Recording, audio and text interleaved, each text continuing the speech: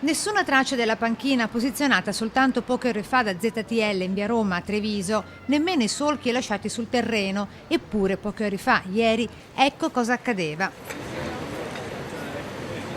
Il collettivo ZTL riposizionava la panchina tolta ben 17 anni fa da Gentilini, atto simbolico dei ragazzi per chiedere all'amministrazione di ridisegnare gli spazi vuoti, a loro avviso, sottratti alla cittadinanza. E che vogliamo rimanga il simbolo e che non venga tolta da parte dell'amministrazione.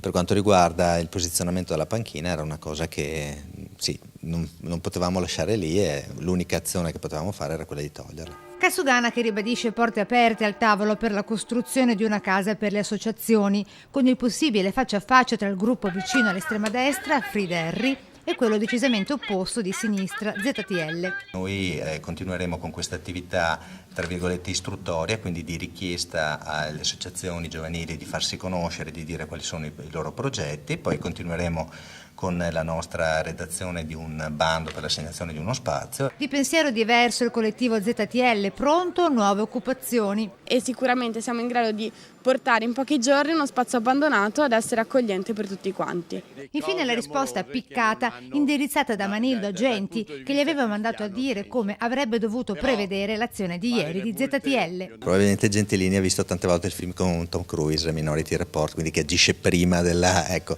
noi abbiamo potuto agire nell'unico modo che potevamo fare.